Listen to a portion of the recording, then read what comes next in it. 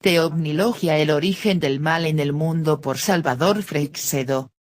Amigo lector, lo que vas a leer puede que te haga cambiar radicalmente tu manera de enfocar la vida, pero también es muy posible que lo consideres un total dislate, fruto de una enorme credulidad o de una imaginación calenturienta, y termine en la papelera. Todo puede ser, y estás en tu perfecto derecho de juzgarlo de esta forma. Si es así, aprovecho para acompañarte en el sentimiento, porque, debido a tu prejuicio, pierdes una oportunidad de enterarte de algo enormemente importante. Hace unos 3 siglos y medio los europeos fuimos a África. La invadimos y nos la repartimos como nos pareció, sin tener para nada en cuenta el parecer de sus habitantes. Estos nos vieron llegar primero con asombro, después con curiosidad, más tarde con alegría porque les llevamos adelantos que ellos no tenían, y, por fin, al cabo de bastantes años, cayeron en la cuenta de que los estábamos saqueando. Entonces muchos de ellos se sublevaron, y cuando las cosas se pusieron mal para nosotros, salimos huyendo, pero el mal ya estaba hecho. Habíamos roto el equilibrio que ellos tenían en sus sociedades, les habíamos contagiado nuestras trampas y nuestras malas costumbres, y hasta las cosas buenas que les habíamos llevado acabaron convirtiéndose en instrumentos para que los que eran más fuertes entre ellos abusasen de los débiles. En definitiva, que cuando nos fuimos dejamos atrás un enorme caos que, gracias a las armas que les enseñamos a usar, ha convertido África en un continente de muerte. De manera similar, hace unos 70 años ciertos seres inteligentes no humanos empezaron a dejarse ver en nuestros cielos. Esto suscitó la curiosidad de muchas personas. Aunque, extrañamente, las autoridades no se dieron por enteradas y la ciencia oficial juzgaba y sigue juzgando como alucinados a los que investigan el fenómeno y piden explicaciones. En parte, los recién llegados o más correctamente, los recién vistos, porque la realidad es que ya llevaban mucho tiempo en este planeta, nos entregaron unos cuantos adelantos muy entretenidos, todo el mundo de la electrónica y de las pantallas, y en parte se los robamos, y gracias a ellos, y sin que nos diésemos cuenta, se fueron adueñando de nuestras mentes. La gran diferencia entre la invasión de África por los europeos y la del planeta Tierra por los extraterrestres es que en la primera los invasores éramos visibles y, aunque más avanzados, éramos de la misma especie que los invadidos. Mientras que en la segunda los invasores tienen la capacidad de hacerse invisibles, no son humanos y además poseen una tecnología que para los humanos es inconcebible y aparentemente milagrosa. Tan milagrosa, que ese es uno de los argumentos en los que se basa la megaciencia para decir que todo es una fantasía. Pero en definitiva, los resultados de la invasión son los mismos.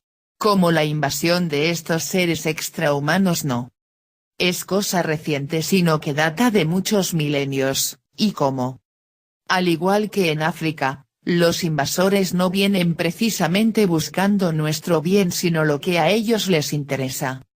Nuestro planeta ha sido siempre un campo de batalla en el que los humanos nos hemos estado matando sin descanso. Por las razones más absurdas.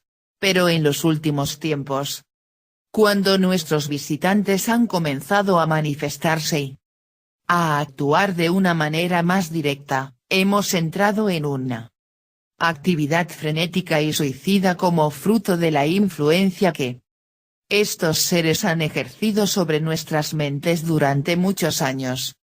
A continuación presento unos cuantos escritos en los que trato de explicar dos realidades que están íntimamente relacionadas, las raíces del mal en el mundo y la compleja realidad de los ovnis que se ven en nuestros cielos.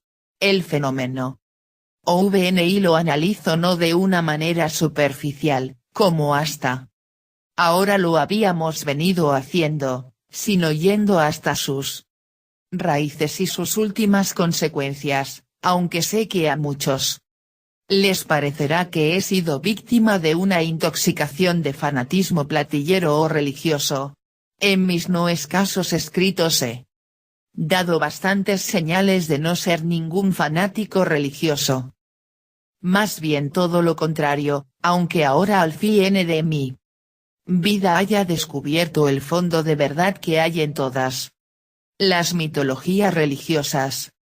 Los 3 primeros capítulos tienen el propósito de hacer reflexionar sobre la perversidad y la putrefacción que existe entre los grandes dirigentes de nuestro desgraciado planeta, que se debe fundamentalmente a la influencia que estos seres del espacio han tenido en sus mentes. Son solo una mínima muestra de todas las pruebas que se podrían presentar y que irán saliendo a lo largo de estas páginas. A primera vista da la impresión de que estas primeras reflexiones no tienen nada que ver con los escritos siguientes, pero si sigues leyendo verás que en el fondo van a lo mismo. El resto del libro lo escribí el año 2001 y es un resumen de la idea que entonces tenía de todo el fenómeno OVNI.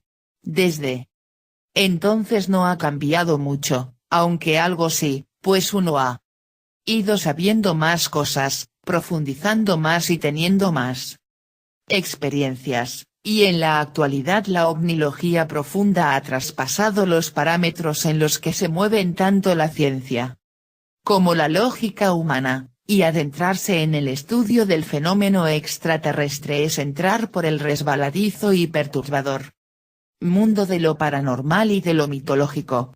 Perturbador y resbaladizo pero real, con un tipo de realidad que trasciende las fronteras de la engolada ciencia y hasta del normal sentido común. Reconozco que suscitará muchas preguntas, pero si el lector sigue leyendo, encontrará contestación a muchas de sus dudas. Y reconozco también que quizá a veces soy algo repetitivo debido a que estos escritos fueron redactados en épocas diferentes. Pido perdón por ello. Reflexiones sobre el mal. Parte 1. Decía el vidente Parravicini que la Tierra es un planeta de castigo. Él tenía la impresión de que nuestro mundo es el lugar donde envían a los que se han portado mal en vidas anteriores o en otros lugares del cosmos. Viendo el estado caótico y suicida de la sociedad humana de todos los tiempos y su manera salvaje y semirracional de actuar, cada vez me convenzo más de que lo que parecía la fantasmada de un iluminado tiene mucho de realidad. Por otro lado, vemos que entre los humanos, en todos los países y razas, hay muchos individuos evolucionados que no están aquejados de la inmunodeficiencia genética ante el poder y el dinero que padece la mayor parte de los mortales, porque han caído en la cuenta de que la transitoria estancia en este planeta es para evolucionar en todos los niveles y para ayudar a otros seres humanos en esa evolución. Pero el problema es que evolucionados y no evolucionados vivimos todos mezclados, y en una misma familia puede haber individuos de los dos bandos.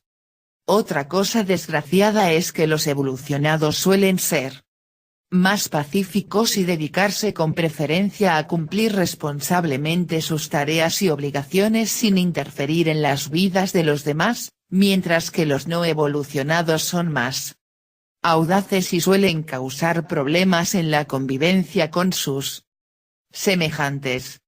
Esta es una de las causas de que haya tantos conflictos entre los humanos, conflictos personales y conflictos globales en los que intervienen sociedades enteras, frecuentemente con consecuencias mortales para muchas personas. Las grandes Preguntas que yacen en el fondo de todos estos conflictos son las siguientes: ¿por qué hay tantas guerras en nuestro planeta? ¿Por qué los humanos nos comportamos tan irracionalmente? ¿Por qué somos tan belicosos? ¿Por qué hay tantos individuos malvados que no respetan los derechos de los demás? ¿De dónde procede esa maldad? ¿Es algo que depende de la libre voluntad de cada individuo o es algo que traemos en los genes y a lo que no tenemos más remedio que obedecer? En el fondo, esa es la gran cuestión que por siglos se han planteado los filósofos y los que se rebelan ante la existencia de un Dios providente, ¿por qué permite que en la tierra haya tanto dolor y tanta injusticia? En definitiva, ¿por qué existe el mal? Ese es el tema que estudia la moderna ponerología 1. Los teólogos tienen que hacer mil malabarismos mentales para tratar de contestar a esta pregunta, pero no lo logran. Una disciplina que utiliza la psicología, la psicopatología, la sociología, la filosofía y la historia para estudiar y tratar de explicar los actos que conducen al mal en el mundo. Les echan la culpa a la desobediencia y a la rebelión del ser humano contra los mandamientos de Dios, pero no nos dicen por qué los humanos somos tan rebeldes. Los agnósticos, con toda razón, siguen sin saber de dónde procede toda la maldad, toda la corrupción y todo el dolor que siempre han acompañado al ser humano. Y los ateos, más cegatos, no saben, no contestan. Cuando les llega la hora de irse, se van resignadamente a su nada.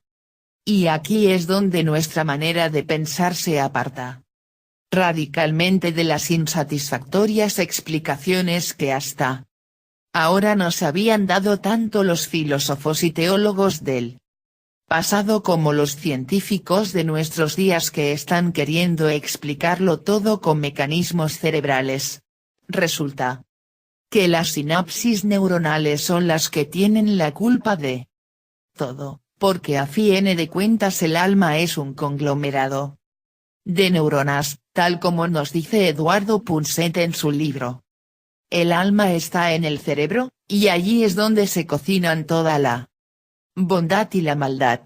El bueno de Punset se perdió en un bosque de dendritas y no encontró la salida, y nunca mejor dicho porque dendritas viene de dendron, que en griego es árbol. Pero ante respuestas tan facilonas, seguiremos preguntando, ¿y quién es el responsable de que esos mecanismos cerebrales funcionen de una manera tan negativa para el individuo y para la sociedad? Y aún suponiendo que tengamos en realidad un libre albedrío, ¿por qué usamos ese libre albedrío contra nosotros mismos? Olvidémonos por tanto de las explicaciones de filósofos y teólogos sobre el mal y olvidémonos asimismo de las sinapsis neuronales de los científicos y busquemos audazmente otras explicaciones para esta mentalidad tramposa y beligerante que anida en el alma de tantos millones de seres humanos.